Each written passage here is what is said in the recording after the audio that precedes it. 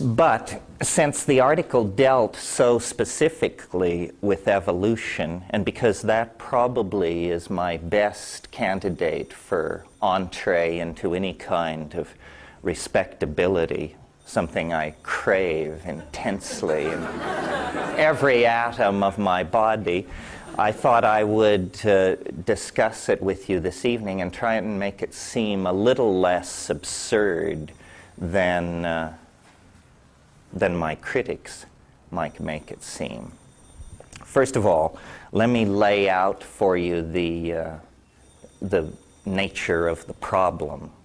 Right now, the nature of the problem is finding the damn phone and shutting it off. No, the nature of the problem is that evolutionary theory tells us that we are some kind of advanced animal of some sort, and science has waged a noble struggle over the past 150 years to secure this position against all attacks by orthodox religious thinking.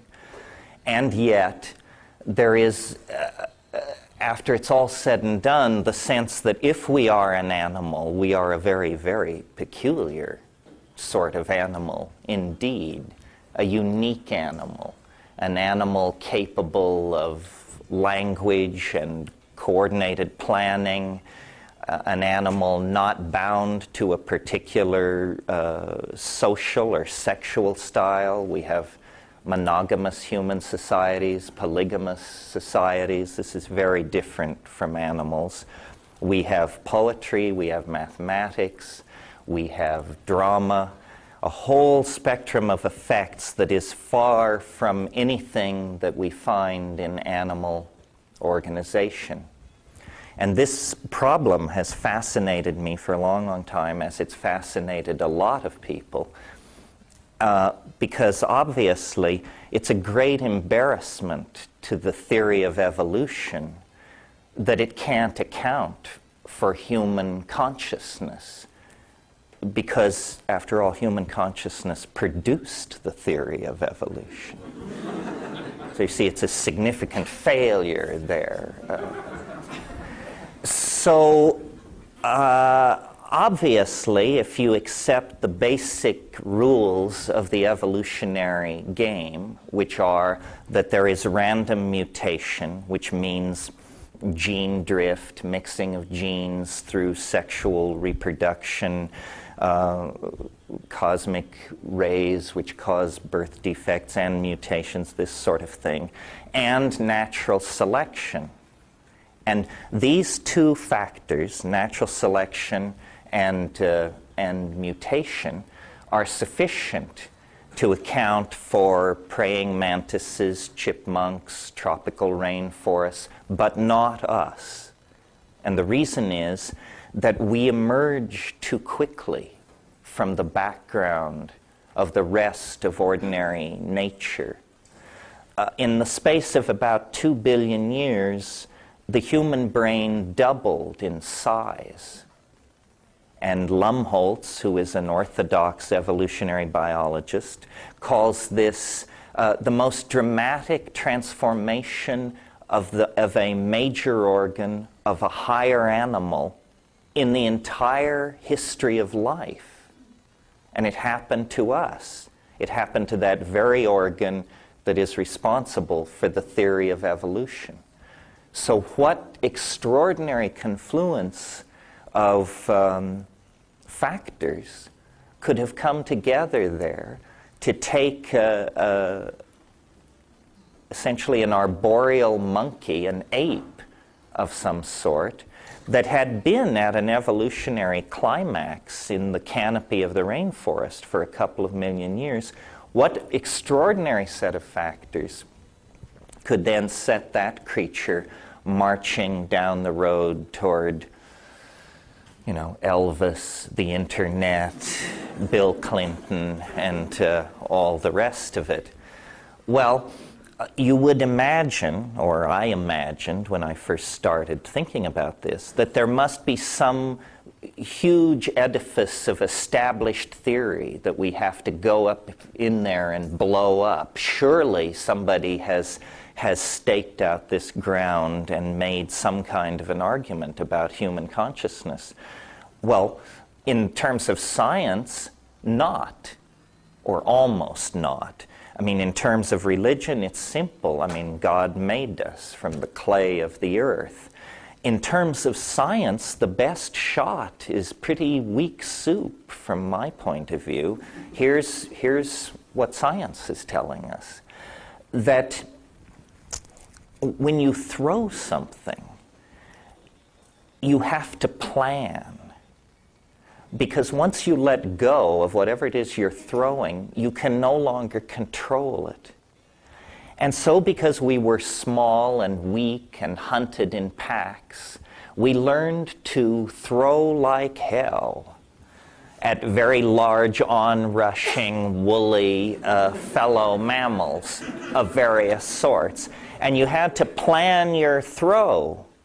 Consequently, we developed brain capacity to do this and had enough left over to invent quantum physics, paint the Mona Lisa, invent the phonetic alphabet, philosophy, religion, and all the rest of it. In other words, it was the coordination of the hand and the eye to the throwing arm, this is what the Orthodox folks tell us, that gave us this extra brain capacity that we sort of then managed into human civilization. Well, notice that this would make the pinnacle of the evolutionary ladder the gum-chewing big league baseball pitcher. Because, you know, he can put that pill right across the plate at high speed, time after time. As somebody who learned everything they know about sadomasochism in PE class, I'm not really ready to embrace this theory. It definitely runs against my paradigm. So here, I've built another story, and it, to my mind, meets the objections, answers the question, where did consciousness come from? But instead of doing it very nicely and neatly, it raises, in the very act of answering this question, other questions, maybe more closer to home, questions that reflect on our social organization, our politics, how we treat each other in the here and now, even with implications for the future. But we'll get to that. For the moment, let me just run through this for you. There's a sort of a basic situation that all theories of evolution have to come to terms with.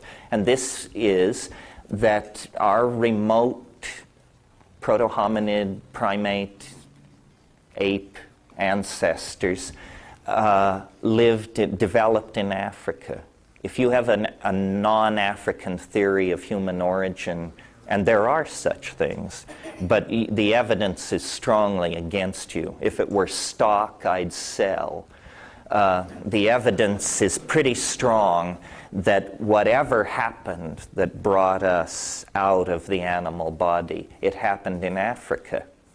Well, all animals tend to, and plants for that matter, tend to reach evolutionary climax and occupy a niche and stabilize in that niche. Cockroaches, ants achieved this hundreds of millions of years ago and have not changed greatly since. Most of biology is this iterative occupation of a climaxed niche. Very little of biology is the pushing forward into radical new forms, new species, still rarer, new genera. For that, there has to be disruption of some sort of the environment. And it can be the meandering of a river or an asteroid strike or the retreat of a glacier, something which creates open land. Well, For 5-6 million years now, the African continent has been slowly drying. And 3 million years ago, it was covered by rainforest at the equator from east to west. And that was the environment of the human ancestor types. They were canopy dwelling, they were fruit eating, they ate some percentage of insects, composed their diet. They had a pack signaling repertoire that was fairly complicated by animal standards. And there they were, happily living in the canopy.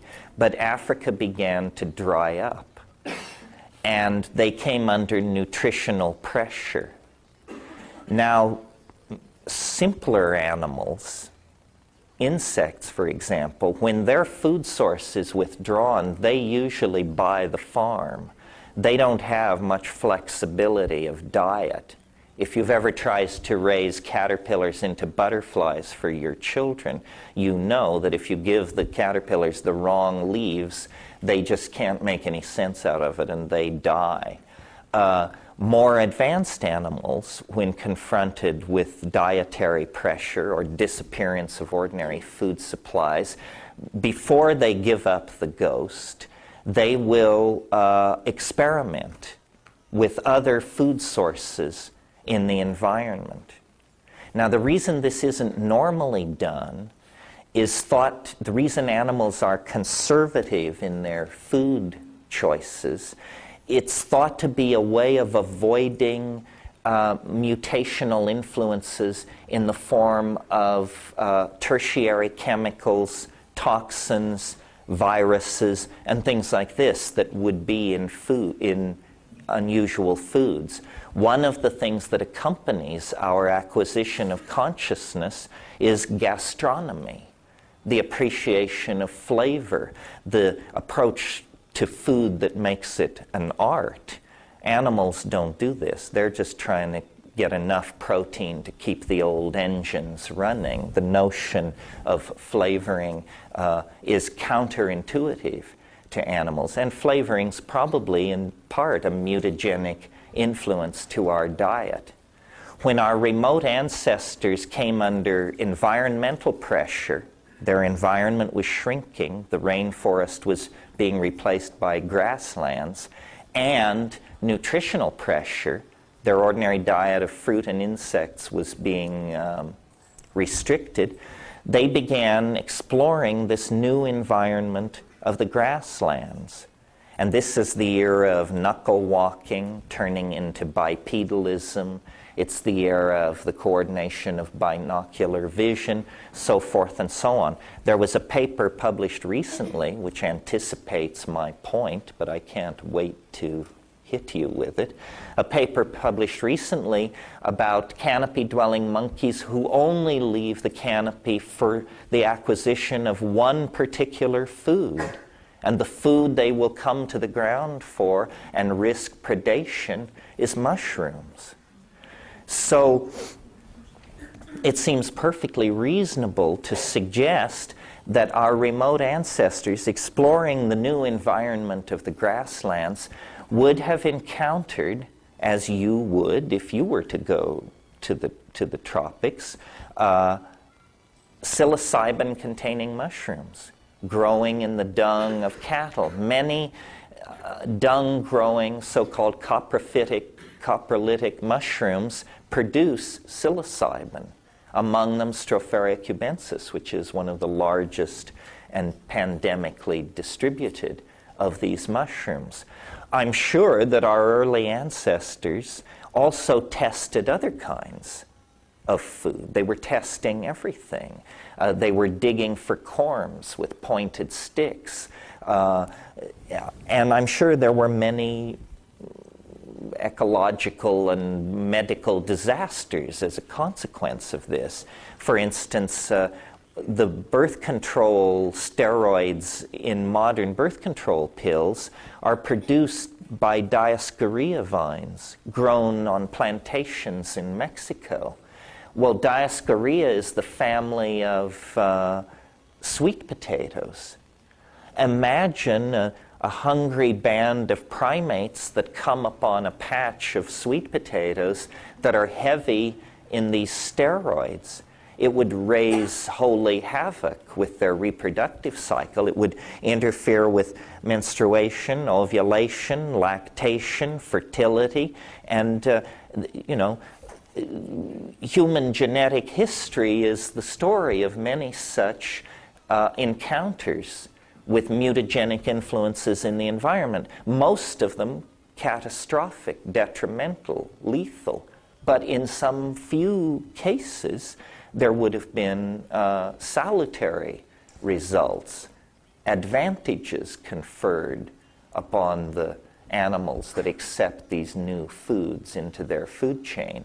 And I want to particularly emphasize psilocybin because I believe it's the key. You see, we're looking for some kind of factor which could have exploded the human brain size at a rate 10 times faster than evolution normally takes place. So it's going to be an unusual situation.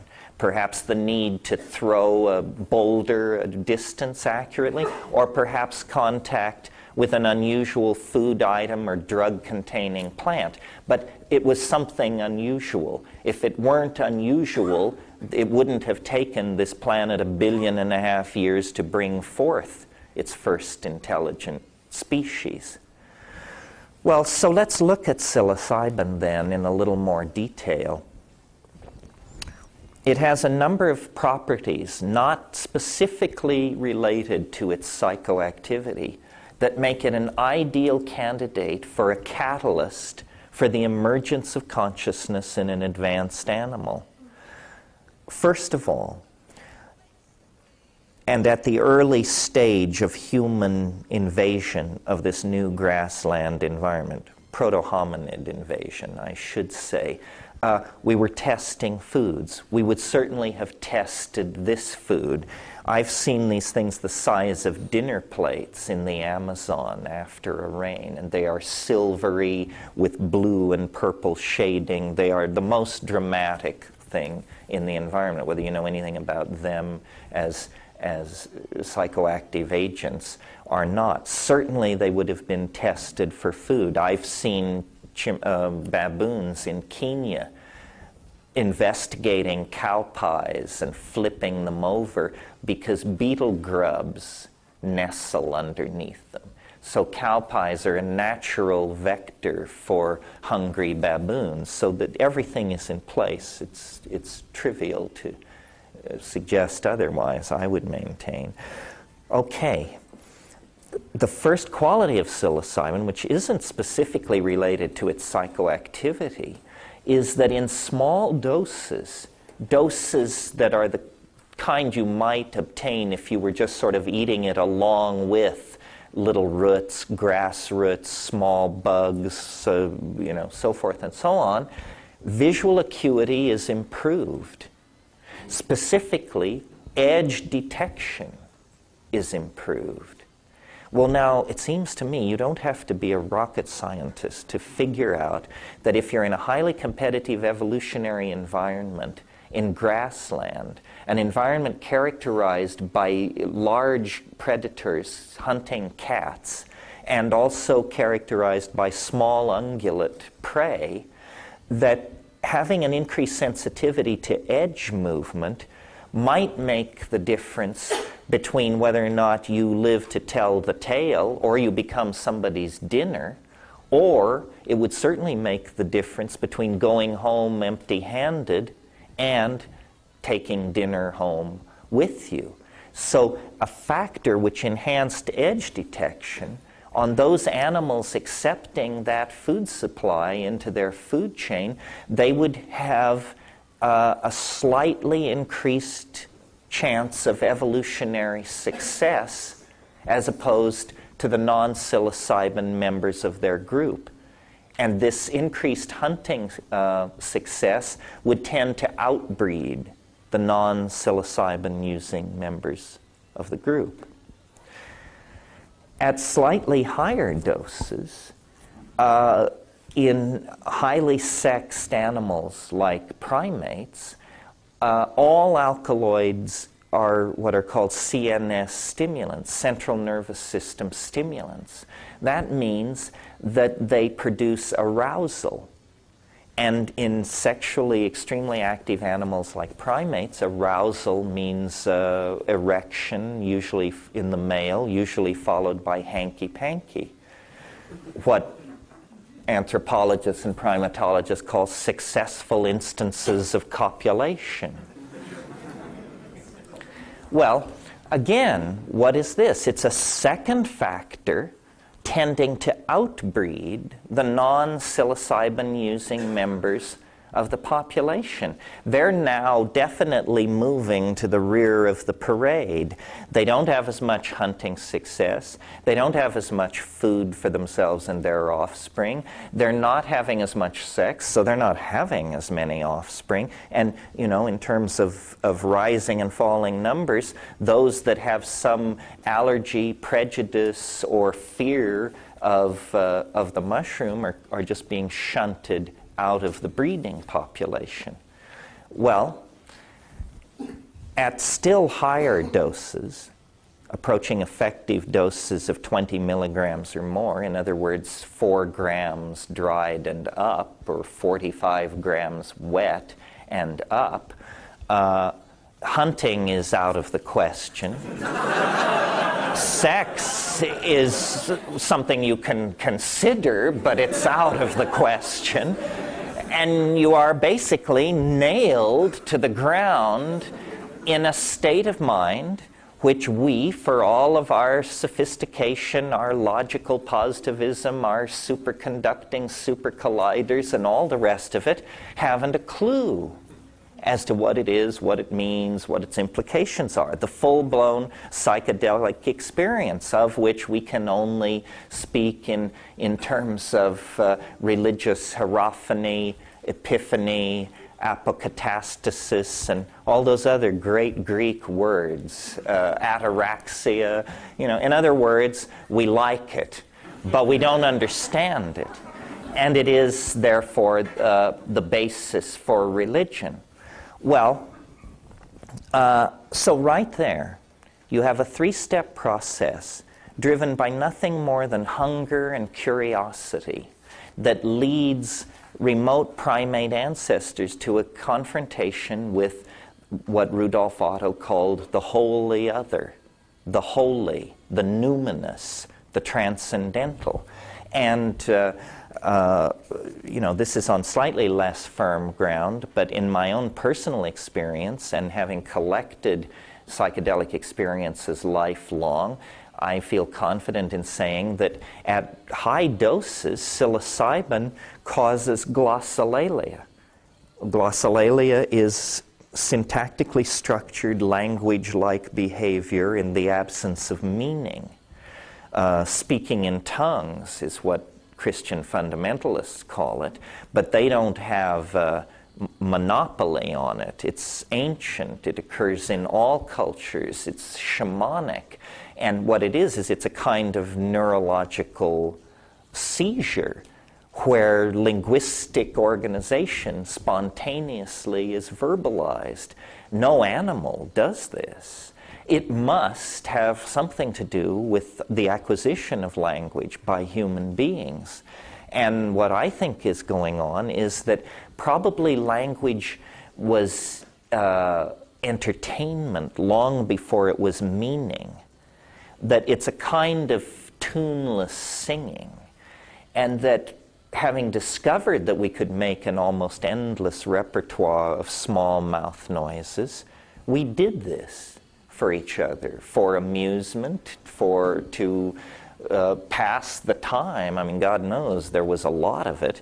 And it probably was very late in the evolution of this ability that some very tight-assed rational type said, you know, we could attach a specific meaning to a specific sound, and then every time I made that sound, you'd know what I meant, and then you could go and get it for me. you see.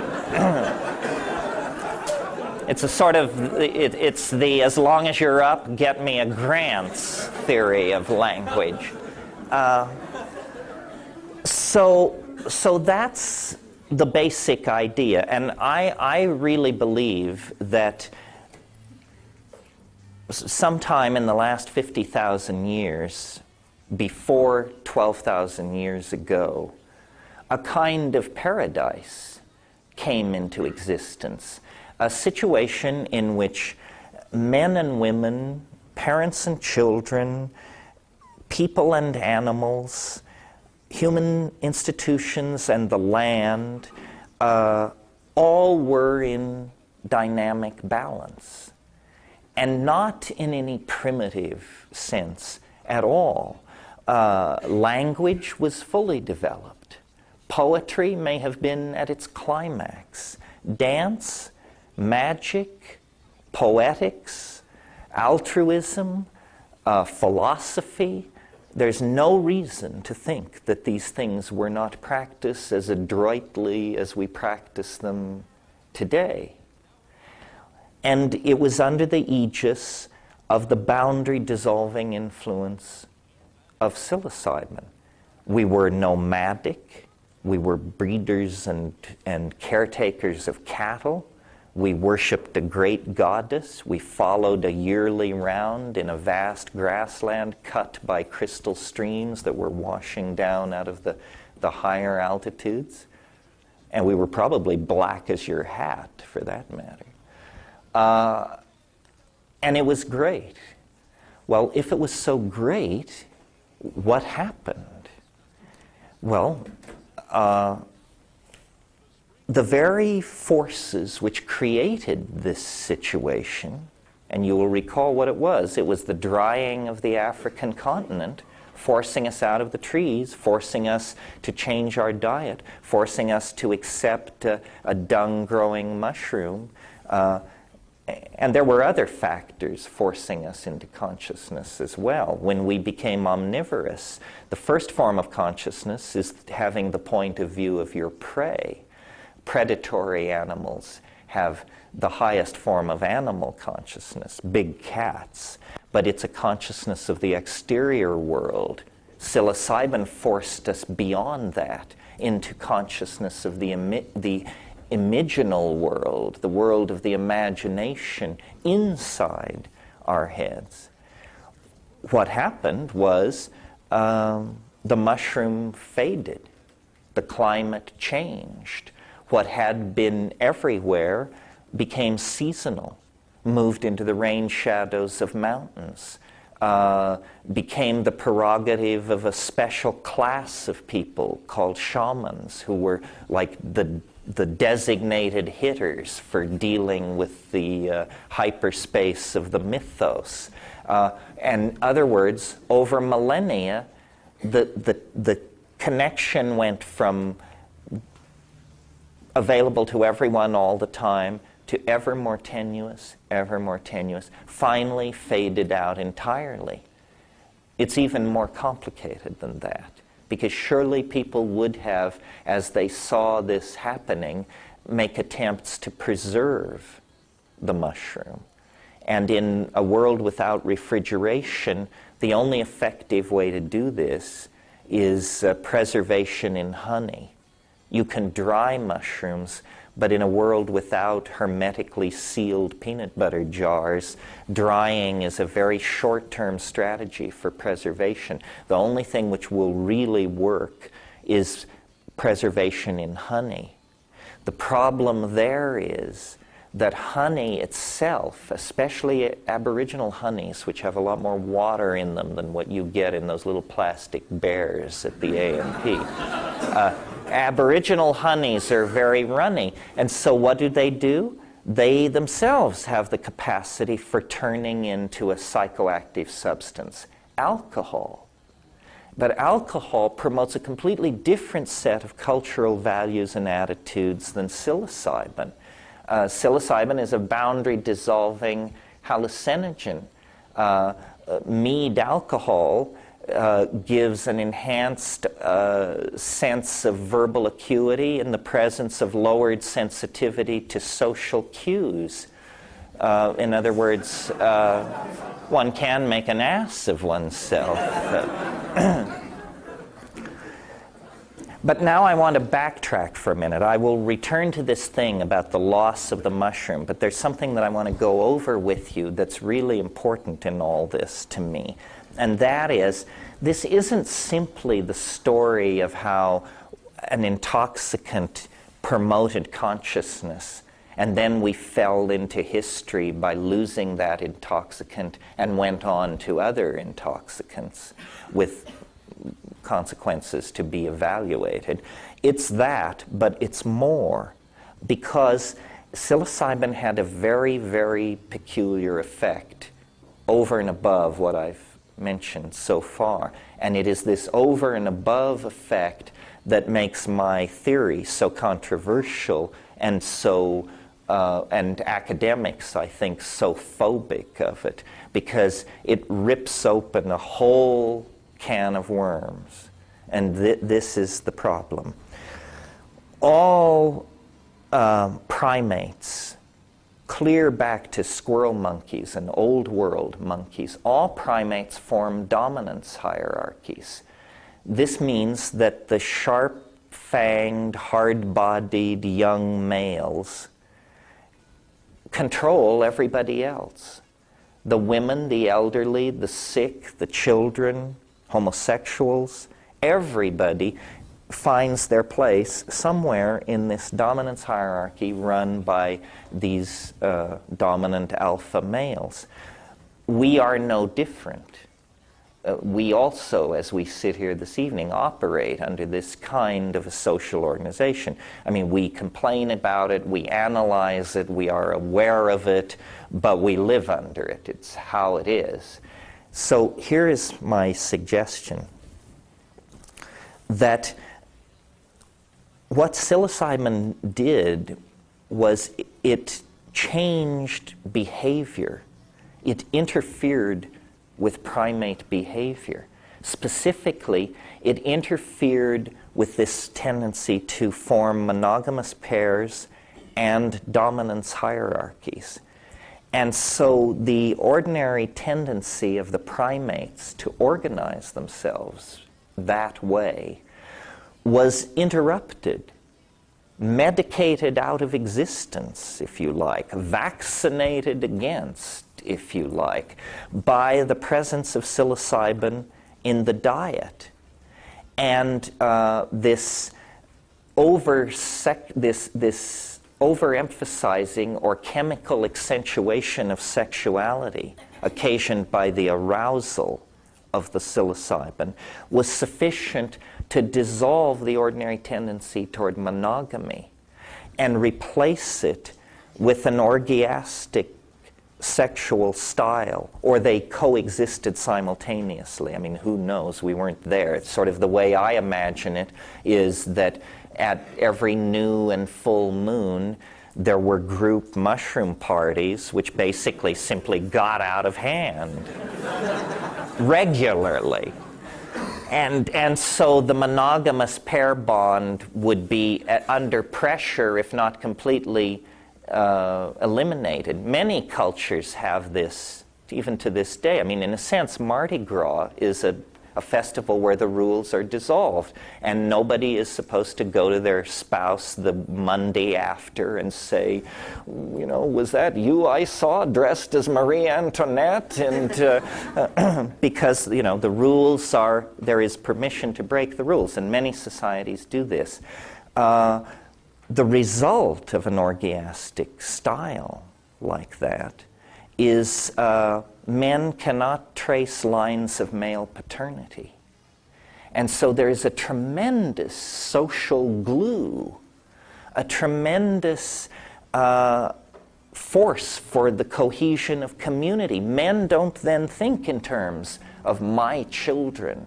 They think in terms of our children, the children of the group.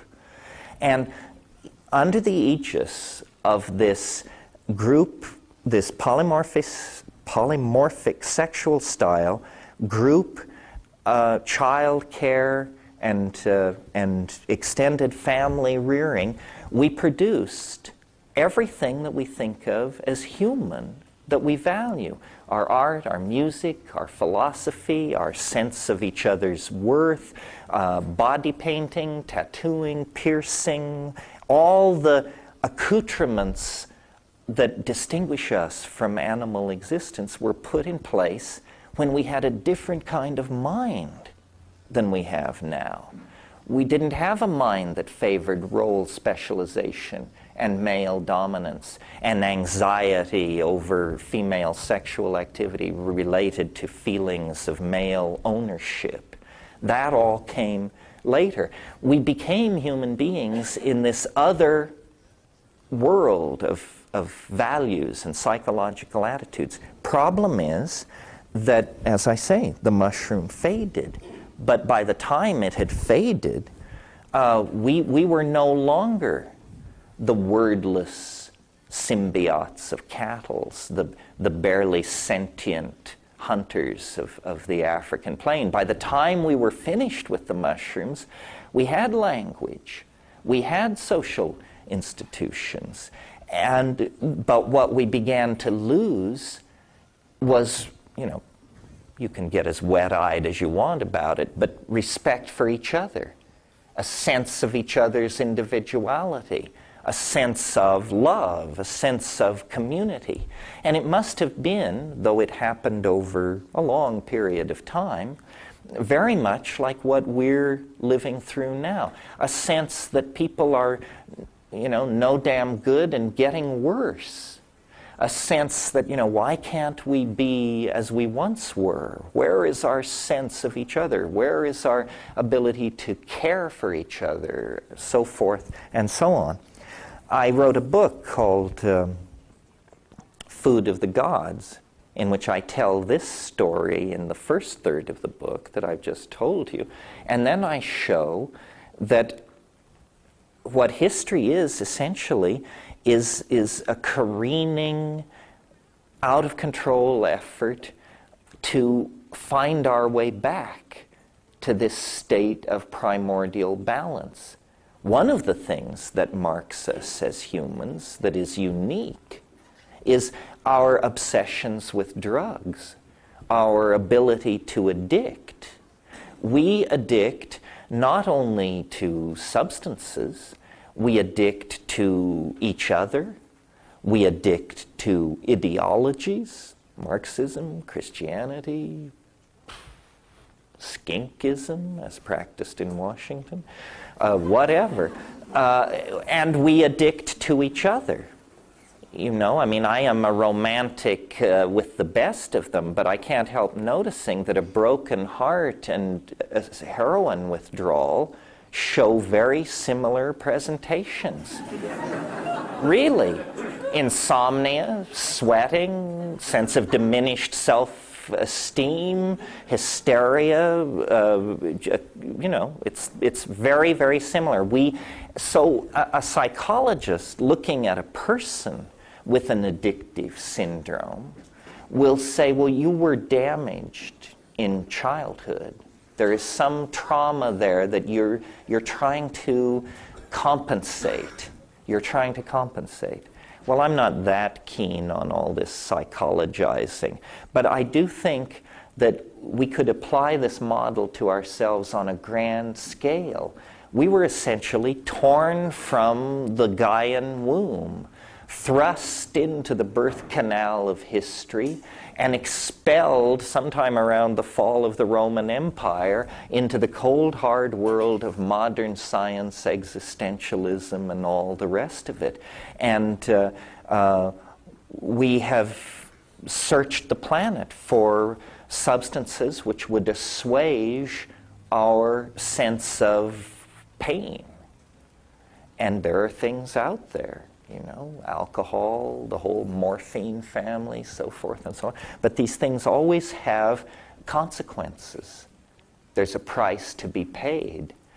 The very knowledge of psilocybin was lost to the entire planet, except for some tribes in the Mexican mountains for several millennia until Valentina and Gordon Wasson went in the early 1950s and found these mushrooms and brought them out, and then Albert Hofmann, who had earlier discovered LSD, synthesized the compound and made it available. That was 55. Well, by 66, all human research with these things had been forbidden. It's not that science mowed this field and moved on. It's that science has never really been here. We haven't looked at the implications of diet on early human evolution. We don't have a theory for the evolution of consciousness of any consequence, and yet, the factors I've laid out for you, increased visual acuity, an impact on sexual and social behaviors, a triggering of glossolalia-like phenomena in the presence of a boundary-dissolving psychedelic experience, these are catalysts sufficiently dramatic that, inculcated into a cultural style, I think they explain a great deal about where we came from and who we are. Now, the irony of all of this is that we live in a society that has made practically any discussion of this illegal. Certainly, if I were to end this lecture by handing out doses of psilocybin, I would be gently taken by the elbow and led away forever. The Western mind is particularly phobic of this subject. I mean, we have bent our laws so that people can jump out of airplanes in the pursuit of thrills, so that they can bungee cord off major highway bridges and freeway overpasses. So concerned are we to fulfill society's need for thrills. But this is something else.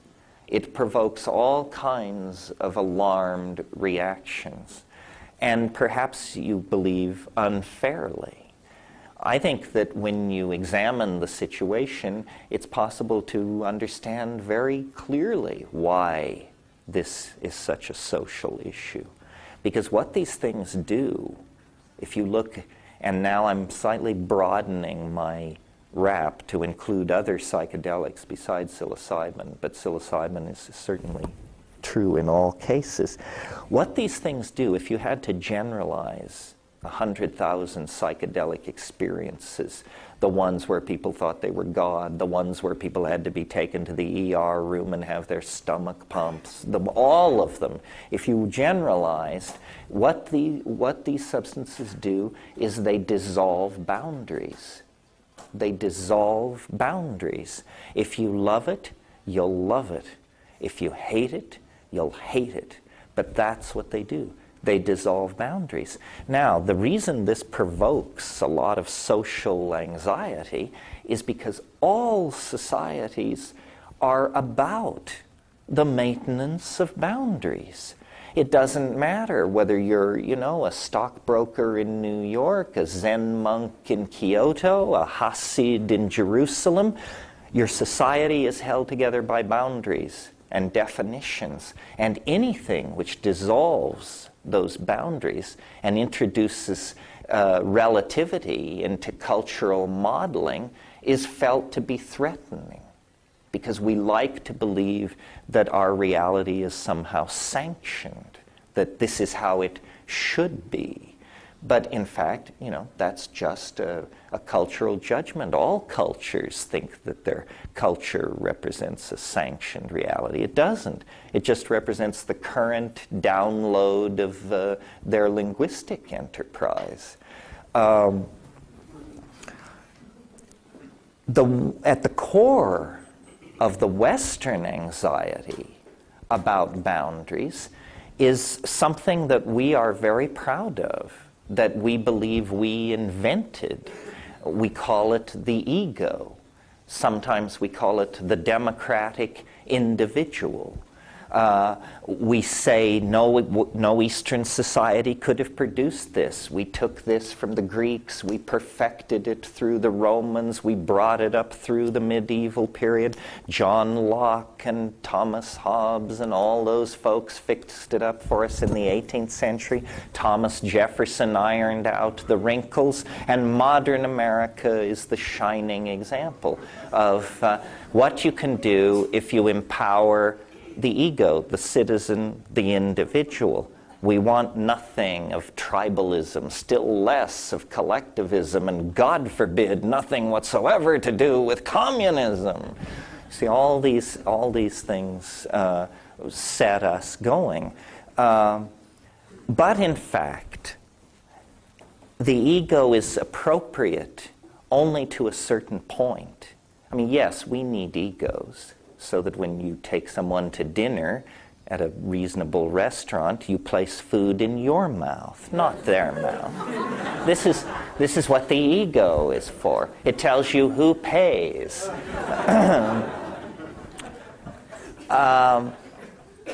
But in fact, what the ego is the return to consciousness of this psychic structure related to the patterns of dominance.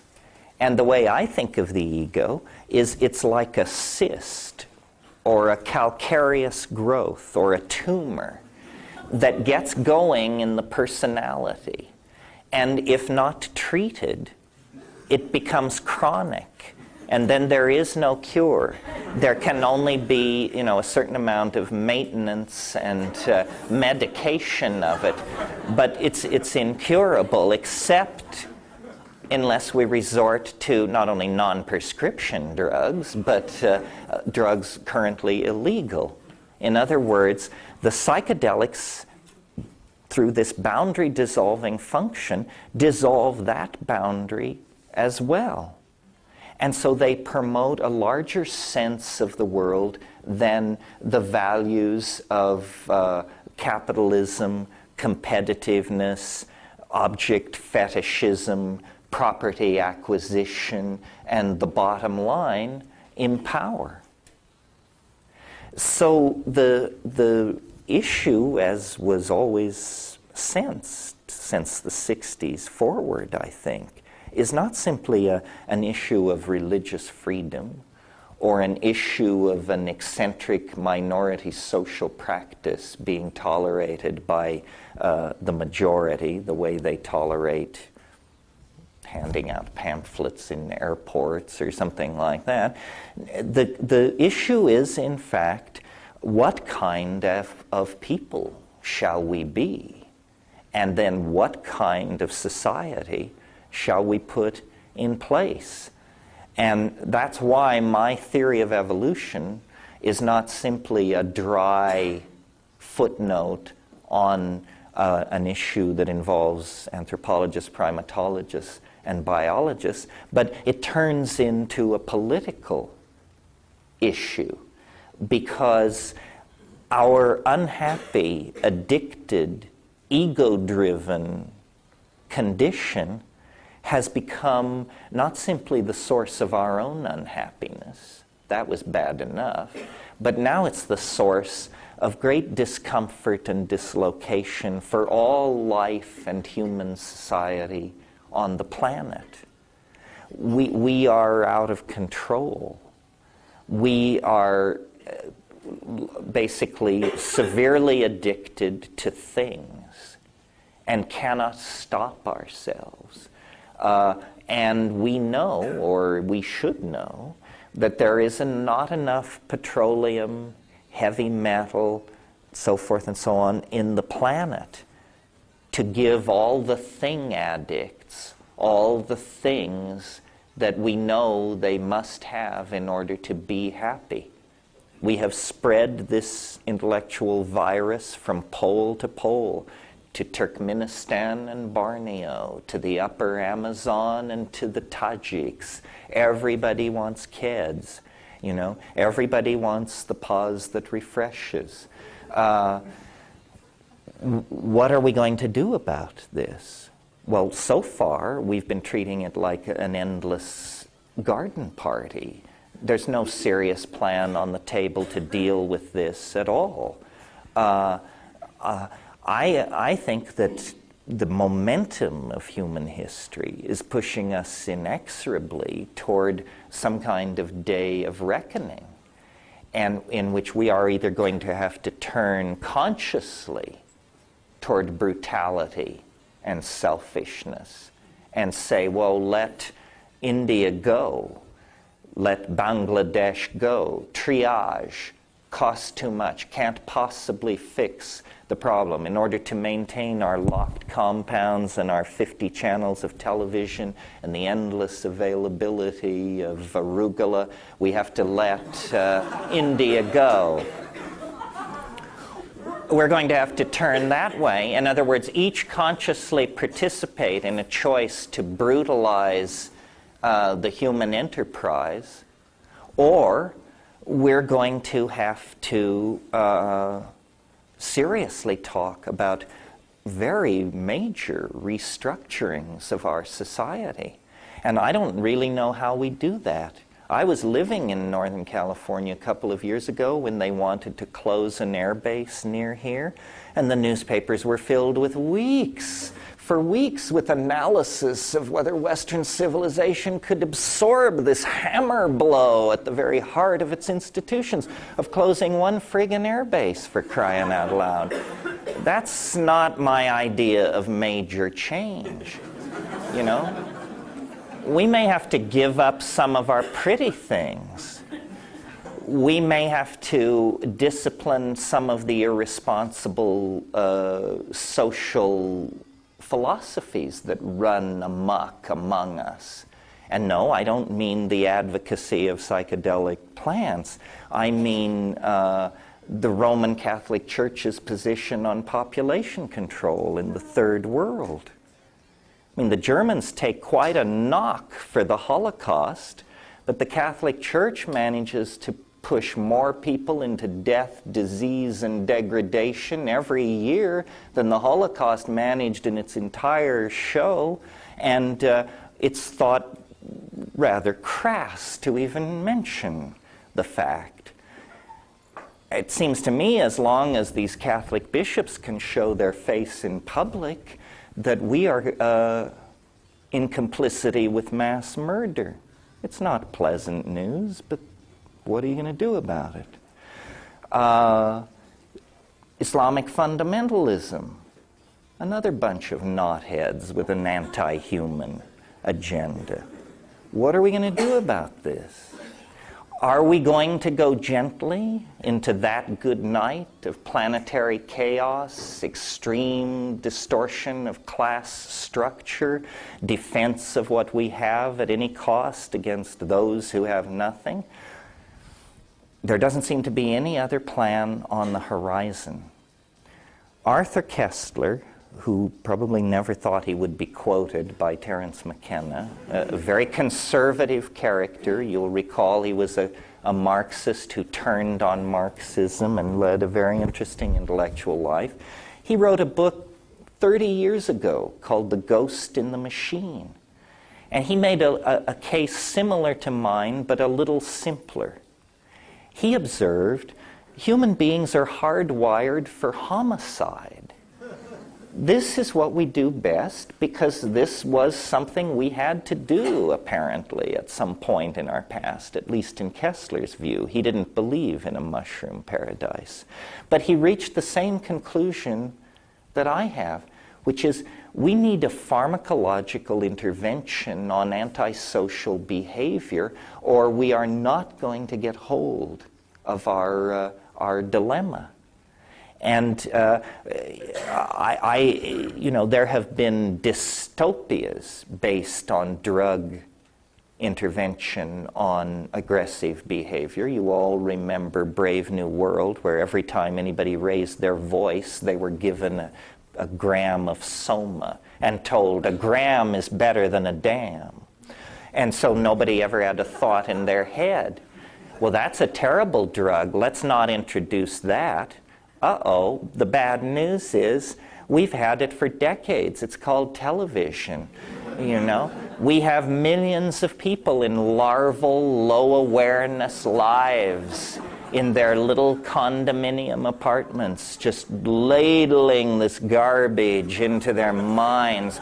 The average American watches 5.5 hours of TV a day, so imagine how much time these people watch. I mean, to think of that as human at all, if that were a drug, we'd be up in arms. You know, if people were loaded at home with that level of mental condition day after day after day, we would do something about it. So I can't propose a grand solution, but I do think that it is pregnant with implication that here at the end of the 20th century, with all of these problems hammering down on us, the news comes from the rainforests and the deserts that these Aboriginal people, while we made the descent into history and got the top quark and planted the flag on the moon and all that, they kept the faith. And they have a materia medica, a toolbox that can carry us back into a connection with the planet. Now, the question might be asked, why do you have such overwhelming faith in what is, after all, a substance, a drug?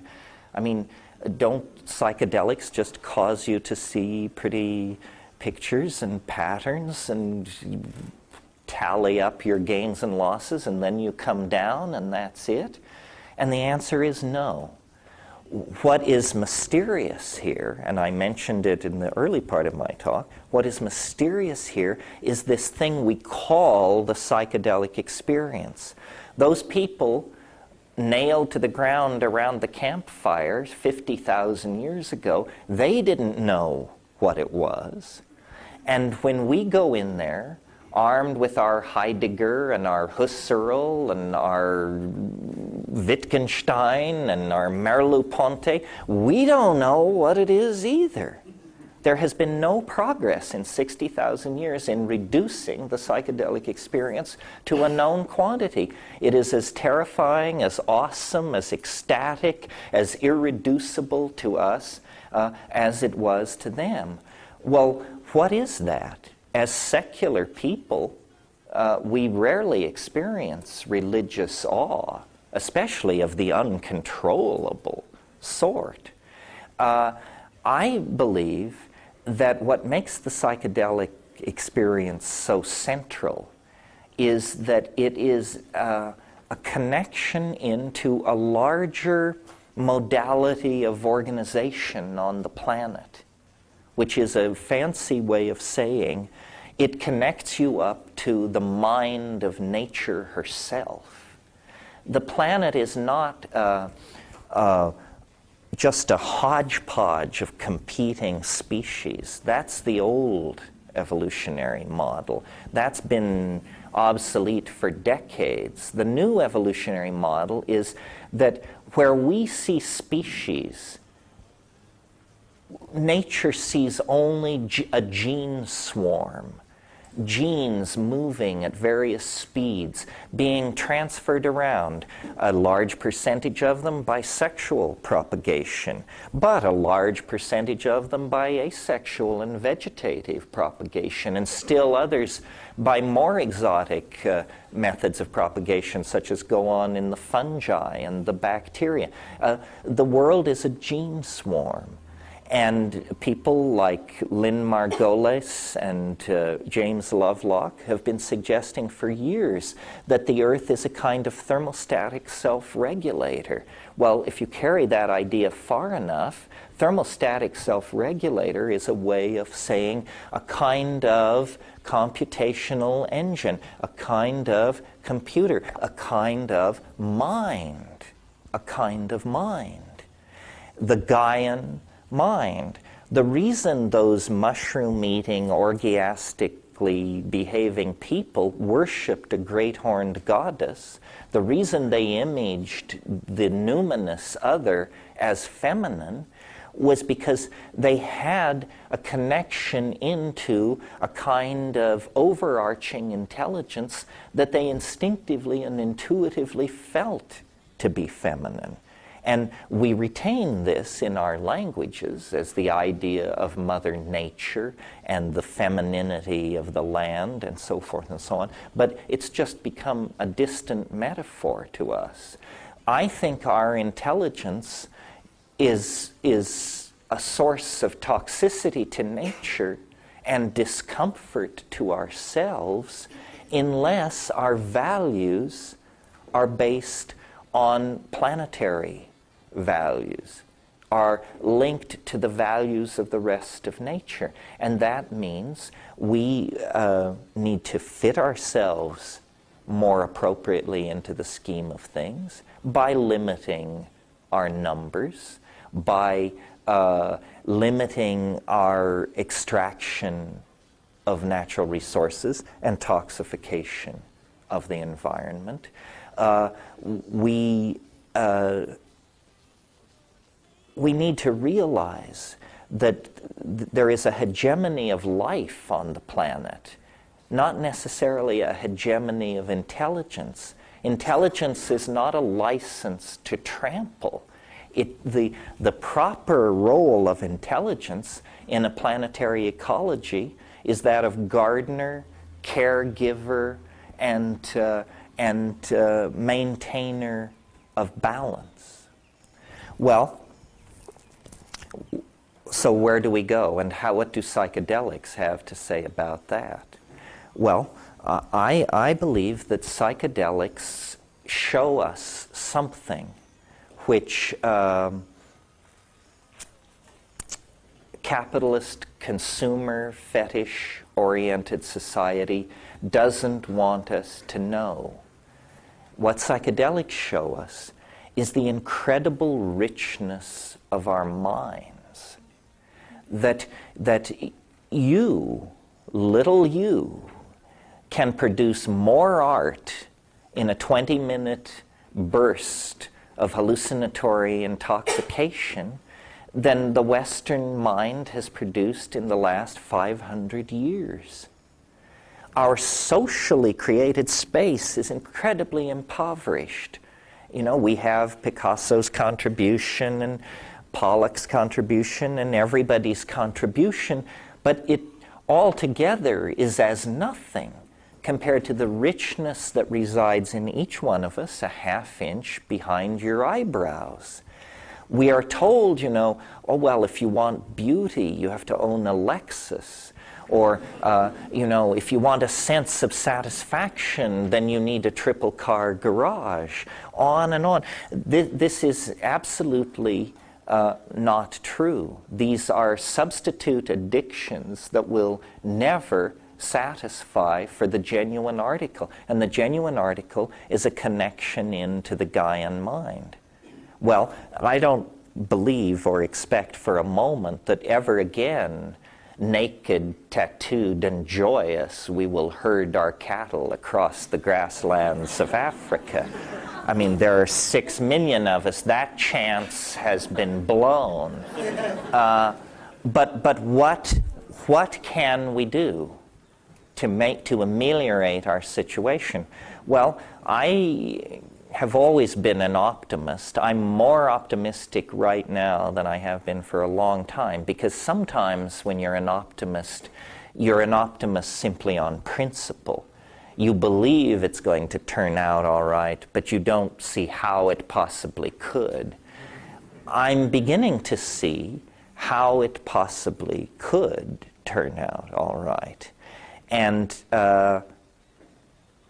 my notion is, first of all, I follow in my thinking about shamanism, and I follow the great historian of religion, Mircea Eliade, who got it almost all right, except that he never embraced psychedelics. He thought they were decadent.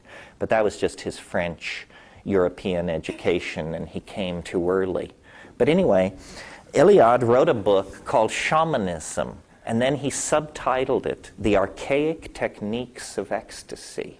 Now, he wrote the book in French. In French, technique has a connotation that it doesn't have in English. It means both a way to do things and it means technology. Later, the French sociologist Jacques Ellul wrote a book called Propaganda.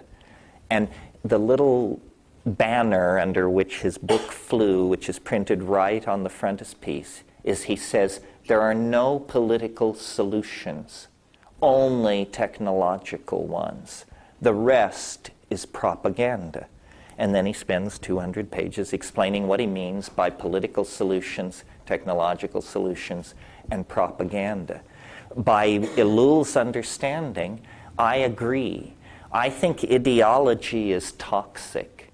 All ideology. It's not that there are good ones and bad ones. All ideology is toxic because ideology is a kind of insult to the gift of human free thinking. I mean, if you adopt some ideology, Leninism, Mormonism, it doesn't matter, then you have all the answers. You just go and look in the catechism. Well, I don't know why they issued you a brain. They could have just given you the catechism. Technology, as the counterpoint to ideology, is a very different animal. Now, right now, we're going through a technophobic phase because people think technology means exploding nuclear power plants and, irradiated food and TV. But all technology really means, in the McLuhan sense, is the extensions of man. The extensions of man. And so language is a technology. Shamanism is a technology. Psilocybin is a technology. And certainly the internet is a technology. It's slowly, I think, dawning on a number of people that if we're talking about hallucinogens as consciousness-expanding drugs, then the only difference between a drug and a computer is that one is slightly too large to swallow. And our best people are working on that problem, even as we speak. The drugs of the future will be much more like computers. The computers of the future will be much more like drugs. And I think what we have to recognize is that we are in a very brief and low-energy technical phase in technology. Basically, we're at the tail end of the petrochemical steam era. And where we are headed is toward the solid-state, fiber optic, global community of the internet. And when I was in San Francisco 2 weeks ago, the buzz was all about VRML, the virtual language markup, the virtual reality markup language whose protocols are being set now so that we will be able to build websites on the net that you can put on your helmet and walk around in. Sun Microsystems is about to introduce something called Hot Java, which will let you build and interact with your website without going through your server. Bandwidth is broadening as we speak. The whole world is being brought into the domain of electricity. And you may not know it, but Marshall McLuhan thought that this was the descent of the Holy Ghost. As a convert to Catholicism, he sort of went the opposite direction of me. As a convert to Catholicism, he decided that the descent of the third person of the Trinity and the worldwide spread of electricity were the same event. So I think that what we have to do is dematerialize culture in every way possible. And that means pharmacologize culture, computerize culture, network culture, virtualize culture, and make of it, thereby, a tool for the production of our poetic flights, a technology for the putting in place of our dreams as exhibits that we can show each other. This is what it is. This is what technology can be in the service of boundary dissolution. In the service of boundary maintenance, you get hydrogen bombs and sarin. In the surface of boundary dissolution, you get psychoactive substances and the internet and sexual experimentalism, social justice, tolerance, and community. And the choice is to be made on an individual level by each and every one of us. I don't advocate a mass outbreak of psychedelic use. I think these things are a private matter. They are the only thing comparable to them in our human experience is our sexuality. And that's a private matter. How we define it, how we express it, how we act it out, who we do it with, what we think about it, and what we choose to say in public about it is all in our hands. I do not think that the government, under the guise of some phony, alarmist, pseudoscientific rhetoric, should attempt to control the evolution of consciousness. After all, if these things truly are consciousness expanding, it doesn't take too much intelligence to realize that it is the absence of consciousness that is causing our flirtation with extinction and planetary disaster. If there is any way to raise consciousness, diet, drug, machine, sexual practice, mantra, yantra, whatever it is, we should be furiously exploring and applying it. Because if we should fumble the ball, if we should actually, where our ancestors over thousands of generations did not fail, if we are to fail, the magnitude of the tragedy will be immense, because failure is not inevitable. It is not inevitable that we should fail. There are ideas, personalities, technologies available right now which, if honestly explored and implemented, could rescue the human enterprise from the disgrace that hovers over us. We don't want this to end in a toxified garbage pit ruled by Nazis, which is, the way we may well be headed. The Gaian mind has always been there. Nature originally, through the plants and shamanism, provided the tools for us to access this incredible natural database. Through the vicissitudes of history, previous generations lost the key in Western society. Since the 1960s, the key has been refound. It's a matter of great social controversy. It's a matter of great risk to those who take it, how they will be viewed by their peers. But there is no longer, ignorance is no longer an excuse. Anthropology in the last 100 years has laid at our doorstep the tools necessary for an archaic reconstruction of society and human values within that society. It's inconceivable that Western industrial capitalism could run on another 500 or 1,000 years. It will not continue as it has. It will deteriorate under the pressure of resource scarcity. And what few democratic values we have obtained, what little space for reasoned discourse has been created, will be the first to be swept away. So it's very, very important that people take back their minds and that people analyze our dilemma in the context of the entire human story, from the descent onto the grassland to our potential destiny as citizens of the galaxy and the universe. We are at a critical turning point. And as I say, the tools, the data that holds the potential for our salvation is now known. It is available. It is among us. But it is misrepresented. It is slandered. It is litigated against.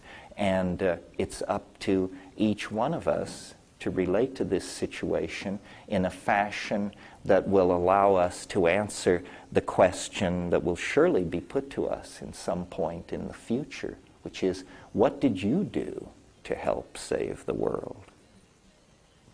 Well, I'll knock off now. I'll sign books. We'll take like a 10-minute break, and then we'll come back and do questions. Thank you very much for your attention.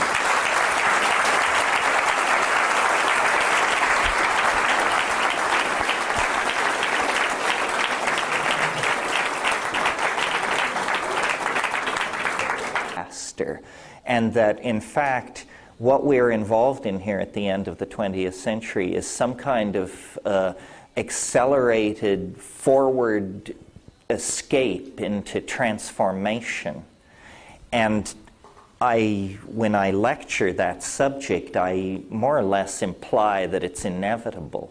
In other words, it's not that we have to do X, Y, or Z, that it's on track. I think it is on track, but I also think there's a place for the kind of politics we discussed this evening, because as the world gets crazier and crazier, a lot of people are going to get very, very anxious. This thing in Oklahoma City is an example of people getting anxious. So what needs to be done is to spread the idea that anxiety is inappropriate. It's sort of like we who are psychedelic have to function as sitters for society, because society is going to thrash and resist and think it's dying and be deluded and regurgitate unconscious material and so forth and so on. And the goal and the role then for psychedelic people, I think, is to try and spread calm. I'm very convinced that things are going to get a lot nuttier than they are, and they're a lot nuttier now than they have been for a while. But it doesn't mean the bad people are winning or that we're going to fumble the ball or anything. The mushroom said to me once, it said, this is what it's like when a species departs for the stars. It's a birthing. It's complicated. If you had never seen a human birth and you came around the corner of a building in your daily round and it was happening, it vibrates medical emergency. I mean, blood is being shed, tissues stretched. You really have to have your chops together to step back and say, how wonderful, new life coming into the world. Because, that's not the vibe of it. And I think that's the circumstance that we're in. This is the birth canal to a new order. And at the moment, it looks like suffocation, constriction, limitation, possible death. But we need to inform ourselves and get a big perspective. And there's no way to get a big perspective like education and psychedelic experiences. If we can see history for what it is, it's a 25,000-year, nearly instantaneous transition from one state of being to another. And yes, there are 1,500 generations of people who live in that paper-thin transition time. But when it's over, and we will leave history behind the way you dump a used placenta, I'm sure. Yeah. Is there any reliable information on the relationship between psychedelics and early Christianity? Reliable information on psychedelic use in early Christianity. The answer is no. I mean, there is a book by John Allegro called The Sacred Mushroom and the Cross. He was a very respected Dead Sea scholar till he wrote that book. And that basically finished his career as a classicist.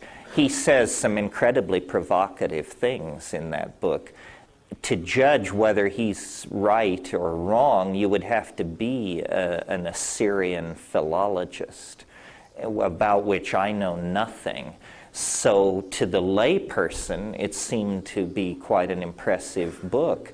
But apparently to his specialist colleagues, it was sloppy thinking and a travesty and reason to deny tenure. St. Augustine was a Montanist before he was a Manichaean before he converted to Christianity. And he mentions that Manichaeans forbade the use of mushrooms, the eating of mushrooms. It doesn't say the use of mushrooms. But the ancient Middle East, we don't know very much about psychedelic sacramentalism. It may have been there, it may not have been there.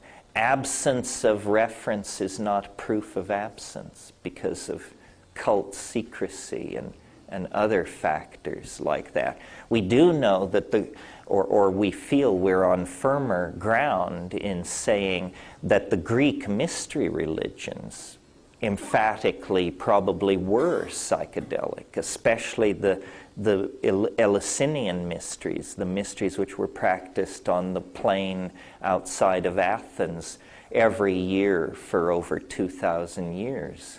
And everybody who was anybody in the ancient world made the journey to Eleusis to celebrate the greater mysteries, which were celebrated in September. Interesting approach to psychedelics there. You could only legitimately participate in the mystery at Eleusis once in your life.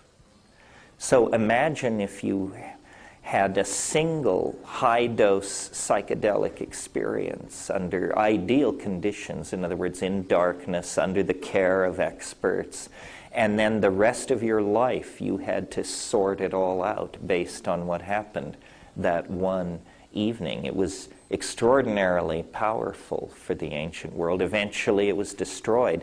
Alaric the Visigoth, who was a barbarian, but that didn't stop him from being a convert to Christianity.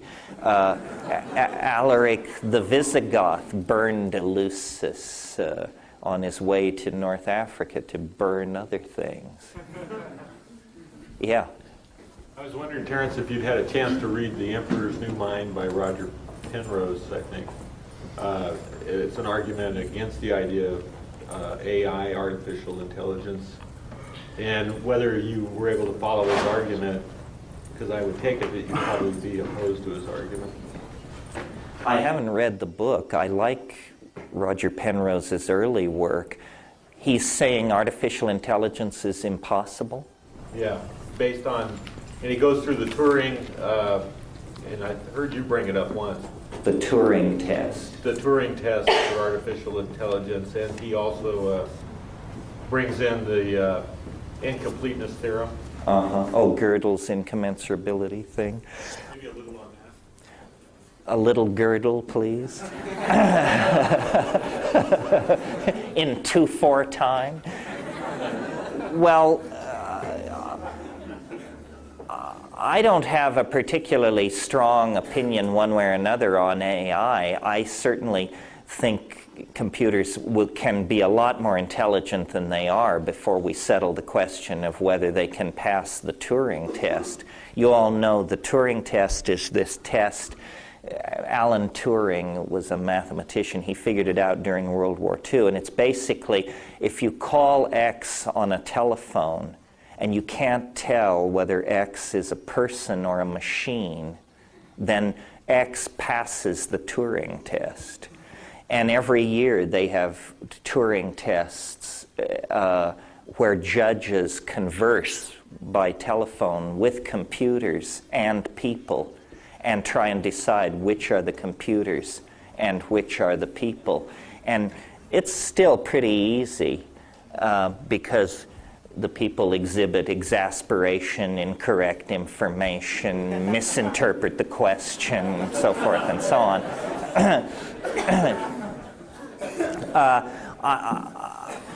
There are some wild thinkers out there, far wilder than me.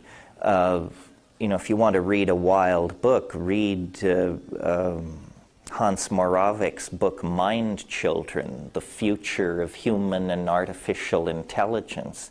And there's a book. I'm having a memory lapse here. Help me out. Tipler. I said, help me out with a memory lapse. You don't have to read my mind, for God's sake.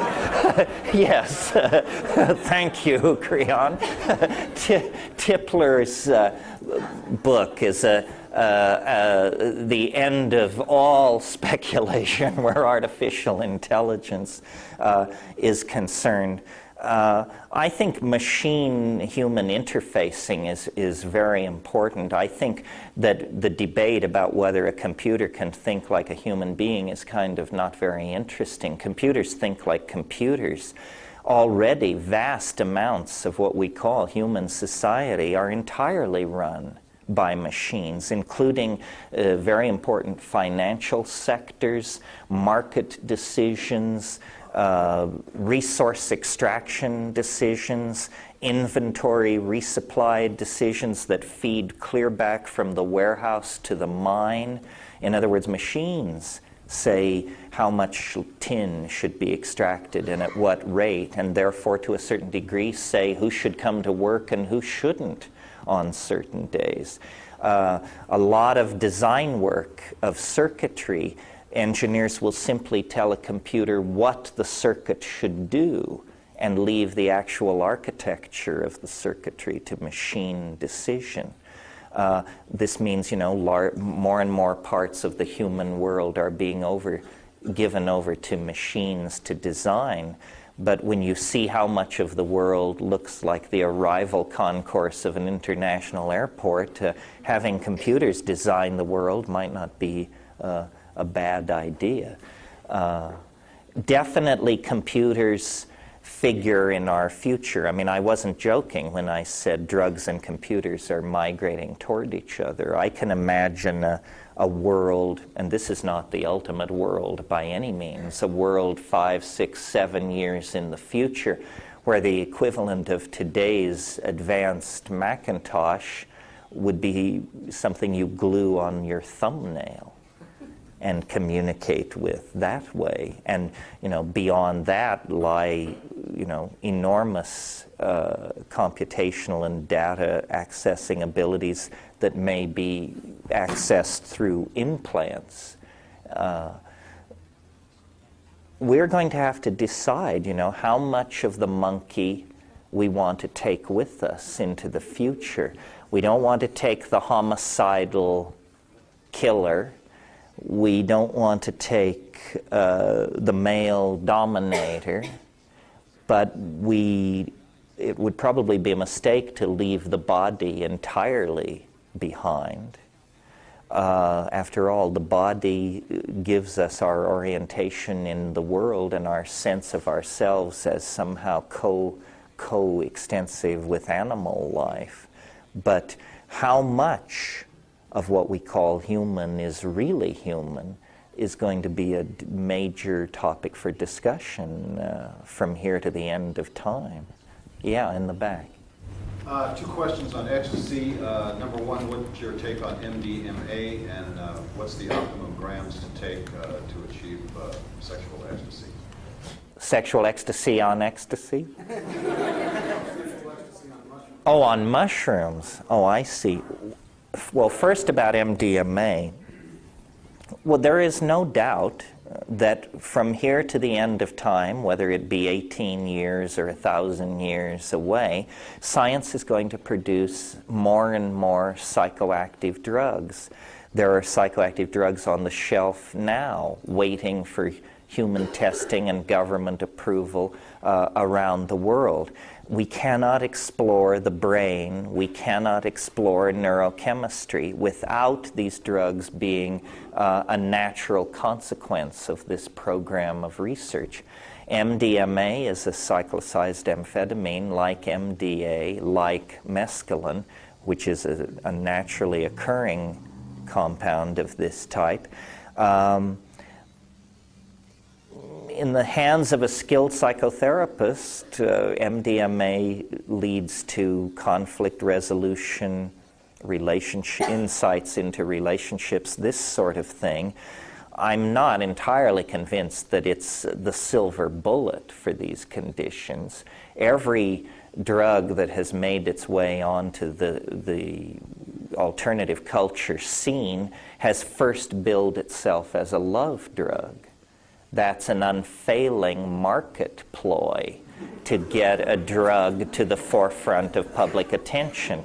Cannabis was sold to us as a love drug, LSD, psilocybin, ibogaine, MDMA is no different. MDMA does promote a certain kind of empathy, not a whole lot of vigorous sexual activity. In terms of what dose of psilocybin leads you into a sexual rather than a visually acute or visionarily ecstatified situation, I would say for a 145-pound person, probably 2 to 3 grams is this agitated, sexually active, or if no sex is happening, maybe dancing and drumming. In other words, thoroughly aroused, busy, active dose. As the dose rises, you know, activity slows, and finally you just want to sit down, and then finally you just want to lay down, and then you're into the other phase. Behind you, there was another question. Yeah, I was going to say that John Lilly has an interesting kind of speculation about the future possibilities of solid-state entities in his autobiography, The Scientist. But I was really curious if you have anything to say or you know about the credibility of the author William Cooper, who wrote a book called Behold a Pale Horse. You know that book? This is the flying saucer debunker. Conspiracy theory of it. And isn't he the one who said that he was the CIA guy for a long time? Highly placed in naval intelligence. Well, this is slightly off the track, or might seem to some people to be slightly off the track. I don't know William Cooper's book. I regard that whole flying saucer thing as a civil war in a leper colony. But I do think, having been, like probably most of you, very interested in flying saucers from the time I was a kid, and I grew up when it was all happening. A couple of years ago, I accepted an invitation for the first time to go to a flying saucer conference. If you've never been to one and you're interested in flying saucers, go. You will have more insights into the phenomenon in a conference like that than in 10 years of studying it, because what's perfectly clear is that these people are self-selected for gullibility. And it's not their fault. It's just that the ticket through the front door is, you know, would you believe this? Would you believe this? I think probably what happened, historically speaking, is that, you know, in 1947, when the first UFOs were seen, it was a weird world. The explosion of the atom bomb, the work toward the hydrogen bomb, people didn't know. Einstein and Truman and all this, they didn't know what it really meant. If they thought that it is conceivable that the solar system is monitored, and it is conceivable that this is the switch which turns on the monitor and brings attention. I mean, they were in awe of the atom bomb, and they realized they were tampering with cosmic forces. And then, at this moment of cosmic awe and realization of tampering, they began to get reports of spacecraft entering the skies of Earth and interacting with human beings. Well, what they did, the CIA had just been founded in '48 and so forth and so on. What they did is they put a lot of time and effort into infiltrating all these groups that claimed knowledge of what was going on. And as a survivor of the New Left, I can tell you, when the government gets interested in infiltrating, I mean, there 2 out of every 3 members of SDS was a government informant at the height of its membership. So I believe that what happened was these flying saucer groups were massively infiltrated by the government in the course of its pursuing its constitutional obligation to maintain the public welfare. And by 54 or 55, the government was perfectly convinced that whatever flying saucers were, they did not pose a threat to the integrity of the air defenses of North America. And that was their real concern. But bureaucracies are weird creatures. They really exist only to perpetuate themselves.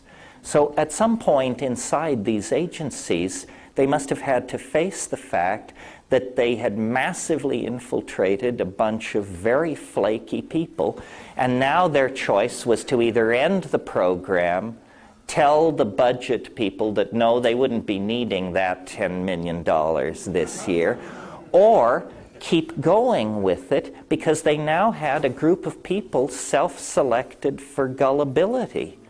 And that group of people became the victims of every chemical experiment, weird technology, propaganda experiment, and so forth and so on, because their friends and relatives had already written them off as completely untrustworthy. Who would believe them no matter what story they told?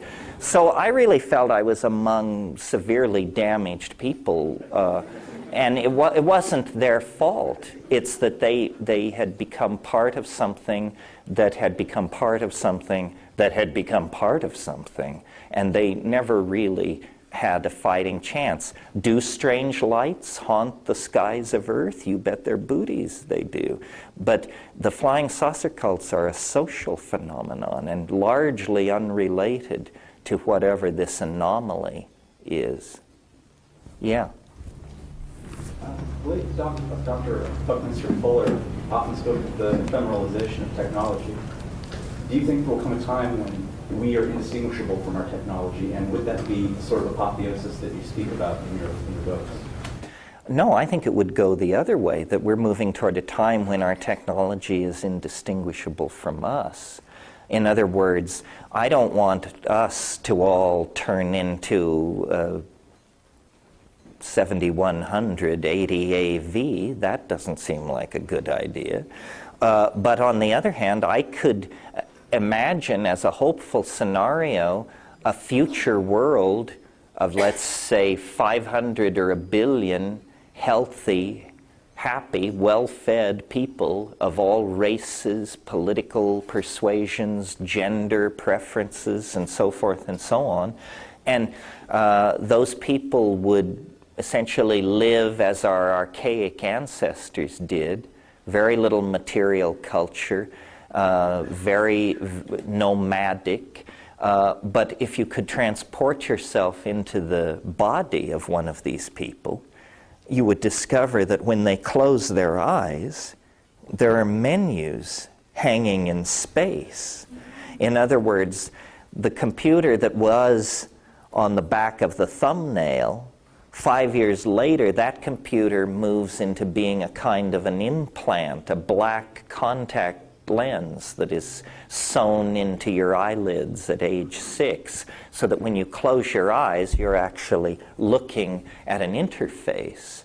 And the entire database of the culture could be placed there. You see, really what computers are doing is they're making what we call the collective unconscious conscious.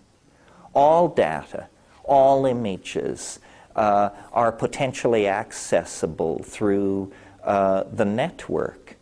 And, you know, I'm still getting used to the idea of the network myself. Like I keep thinking, oh, I have this timeline. I could get somebody's chronology and put it at my website. And then I remember, no, all I have to do is point to their website. I don't have to copy or move anything. If there is one list, that's all the world needs. Anybody else who needs that list can point to it from their website.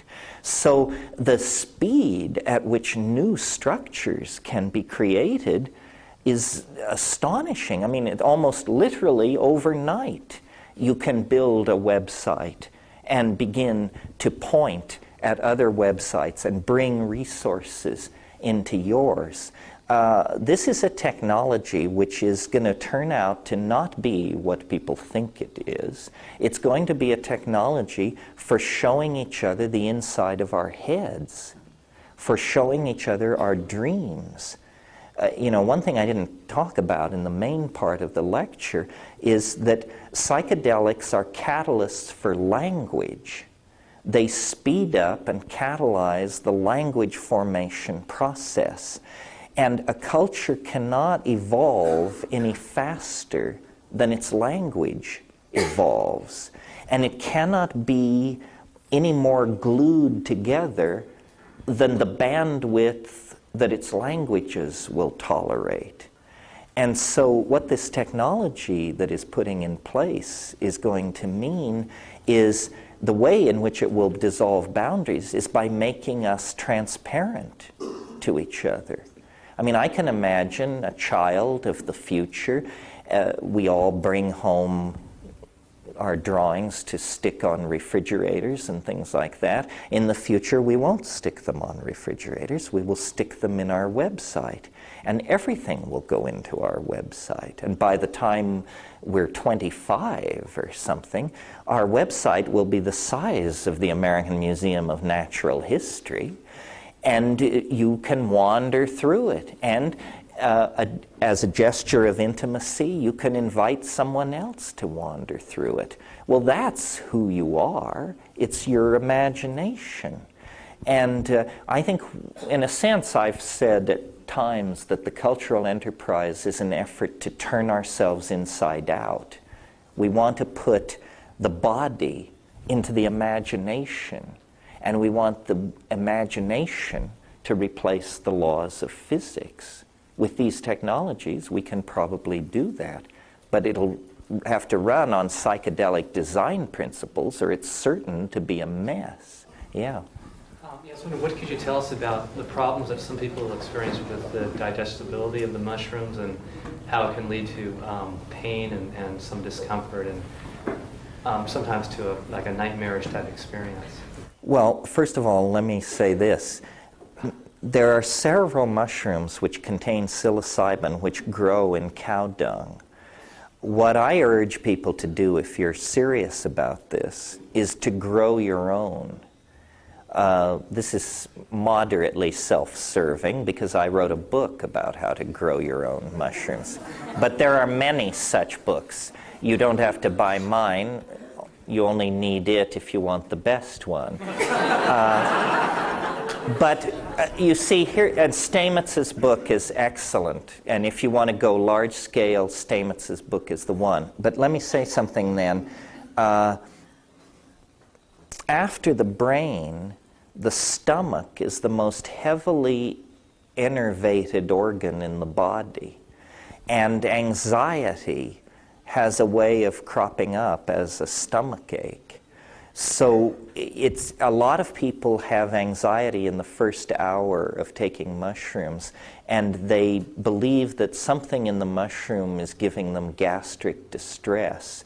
It really isn't. It's more like a case of butterflies on an empty stomach, because you should take mushrooms on an empty stomach. You can try a suppository, you can try another drug if you want, but there is in this psychedelic business something to be said for simply disciplining your hind brain. Also, you can suppress nausea with cannabis. So, a mixture of self-discipline, pharmacological steering, so forth and so on. If you have a severe reaction to the mushroom, you probably shouldn't take it. I mean, after all, it is a fungus, and as mammals, we have developed some pretty strong allergenic reactions to fungi, some of us. And certain reactions to psilocybin are not psychedelic reactions, like enormous sweating or something like that. That's more an indication of an allergy. If you're going to get into psychedelics, one of the things you have to do is learn your way around.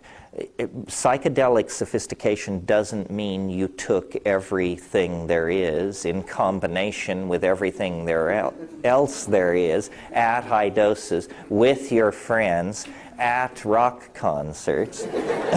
It means that you figured out what worked for you and then really put the pedal to the metal, Yeah. I recently came across David Hudson's work on orbitally rearranged monatomic elements, and we found that these monatomic heavy metals act as superconductors to conduct light force through our nervous system. Are you familiar with his work at all? No, you've stumped the star. I'm interested in organic superconductivity and room temperature superconductivity, but I don't know his work, so I can't comment on it. Fairly new. He said he's going to be coming out with a book in 6 to 9 months called ORMES, O-R-M-E-S, ORMES, which is orbitally rearranged monatomic elements. I'm sure it will find its way to my desk. Now all these hands. Oh, he should be the guy, you tell me. All right.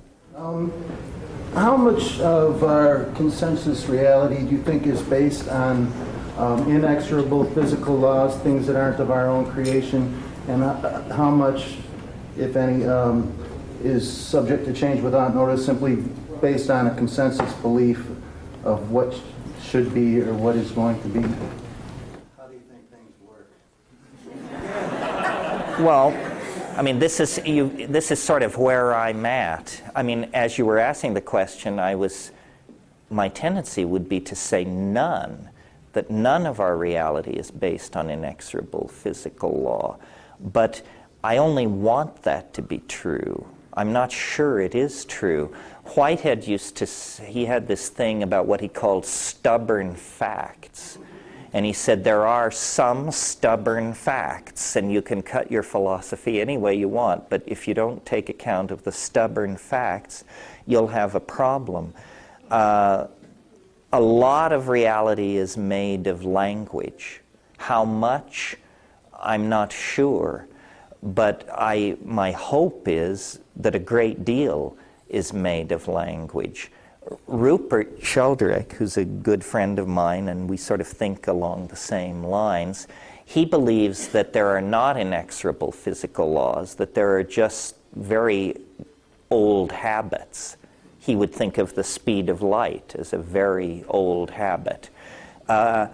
These physical constants may be changing. We don't know. Take the speed of light. We've measured it on one planet since 1906 and cheerfully extrapolate it to every corner of the known universe with no sense that there might be a problem there at all. Yet, if you're a critic of this, you can look at the speed of light as measured from 1906 and you will notice that the values have been slowly going up. It's apparently going slightly faster than it was a century ago. Well, people just dump on that and say, no, you poor moron, you don't understand. It's that the instrumentality has become more precise, and so the measurement may have changed slightly. Oh, yeah? Well, it seems to me in that case the points should cluster. How come the more recent ones are faster than the earlier ones consistently? In other words, it's not that we're getting measurements which cluster around a value, it's that we're getting measurements which are going out this way, toward faster. I think language is the key to making reality. I think our language is a very weak language. Computer languages may be more powerful, VRML or mathematics. But I believe the world is made of language. That's the magical belief. But then the challenge to that belief is, okay, wise guy, so how come the world isn't the way you say it is? Well, that's ungenerous. I think because it doesn't work quite like that. Consensus is set by societies, by millions of people. Reality is a phenomenon of many linguistically operating subsystems. Maybe if you and I were stranded on a desert island, we could get a reality going. We probably could, but it would surely be shattered when somebody showed up to take us home again. Over here. Why were primates the only ones that use the mushrooms? And secondly, is there any written documentation of this mushroom paradise?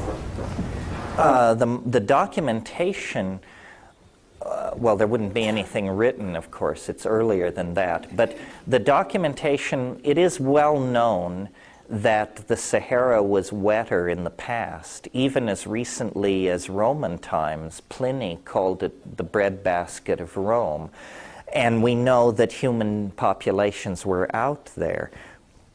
In the Tassili plateau of southern Algeria, there are rock paintings, rupestris paintings, that show shamans with mushrooms sprouting out of their bodies and in their hands. So we have mushroom use, we have evidence of mushroom use at the era of the great horned Paleolithic goddess. The presence or absence of monogamy and polygamy is debatable. So however, the archaeology of this area has not been well studied and won't be soon. Thanks to Islamic fundamentalism, Algeria is no place to do archaeology right now. Now, to the first part of your question, why was it human beings who ate the mushrooms? You had to use the mushrooms as a doorway to higher intelligence. You would have had to already come a certain distance down the path of higher animal organization. We were bipedal. We had a pack signaling repertoire. We had binocular vision. And the reason we used the mushrooms was because we were under nutritional pressure. There may have been other animals under nutritional pressure, but they may have been more tightly bound to their original diet, or they may simply have had behavioral organization that the mushroom couldn't dissolve or break through. There has been talk among evolutionary biologists about if there were no primates on this planet, what order of animals might occupy the conscious niche or be able to come in there. And interestingly, raccoons are candidates. Raccoons have well-positioned eyes. They have a very complex hand. And years and years ago, I used to grow mushrooms, and I grew them by my own method, naturally, in jars. And I would have waste rye infected with jars, jars infected with mycelium permeated rye, and I would put it out on the back porch at night, or I did once, and I awoke in the middle of the night to this terrific racket, and there were raccoons on the back porch. They could smell the rye infested with the psilocybin containing mycelium. They could unscrew the lids and plunge their mitts into this stuff. And as I turned on the lights, I saw these little bandit faces with this mycelial crumbs on their little upturned muzzles, and they wouldn't back off. They would, and the other thing was they were standing up on their hind legs. So they were standing on their hind legs, holding a jar, holding the stuff, and tottering toward me. So I just took one look and backed off. And for the rest of the evening, you could tell that they were approaching the orgiastic boundary because the carrying on, the sexual squeaking and squealing and thumping and pounding going on in the backyard was just incredible. So, you know, they might be interesting test animals to put through this. Yeah. Jacques Vallée based his passport to Magonia largely on the fairy faith in Celtic countries, which you obviously are familiar with. I wanted to have your comments on the numinous nature of the UFO phenomenon with regard to the Celtic faith, the fairy faith, and the role that this phenomenon, which I think you referred to as the other earlier in your talk, has in the transformation that you're describing us going through at this present time in the future.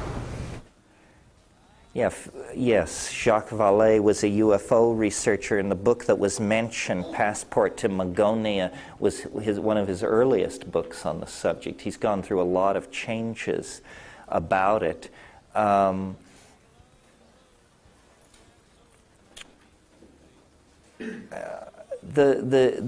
numinous, I think what's going on is that in a sense there is leakage from the future. This is a broad subject and it's late in the evening, so I'll give it to you in headlines. But basically science takes the position that nature is without purpose. In other words, nature has no goal. Nature proceeds forward according to the unfolding of chance and necessity. But I don't believe this. I think nature is an engine for the conservation of novelty, and that nature's purpose is to generate ever greater novelty. And that in fact history is the dawning realization that we are about to descend down a very steep novelty sink, as it were, into immense amounts of novelty. And this is why we image the other in the 20th century as the extraterrestrial, because out of the unconscious comes this image of the other as the extraterrestrial. I think we are in the presence of what I call the transcendental object at the end of time, and that religions call it the Messiah or the Maitreya, secularists call it utopia, millenarians call it something else, mushroom enthusiasts something else, but that we are in the presence of the transcendental object at the end of time, and that it casts an enormous reflection back through history, especially recent history. But any person encountering this backward moving shadow of the transcendental object will attempt to interpret it in cultural terms that they can relate to. So if they happen to be a French peasant in the 11th century, they will assume that it's the Virgin Mary. If they're a sexual scientific rationalist in the 20th century, they will assume it's a spacecraft of some sort. The Celts and their relationship to little people and an invisible world this is a generally held belief that they are exemplifying that is worldwide, which is that the dead are somehow co-present in the space of the living, but invisibly so, except to those who have the gift of second sight or are magically empowered or shamanically adept. The last thought I should leave you with this, and it's an adumbration of this question, but it also has deeper implications. The model that you're usually given of the psychedelic experience is a religious model, that the mysteries of religion, Hindu, Buddhist, or something or other, are somehow illuminated by this boundary-dissolving experience. My model is a little different, a little cooler, and I think a little more formal, and it's this: that consciousness is an omnidirectional threat detection response.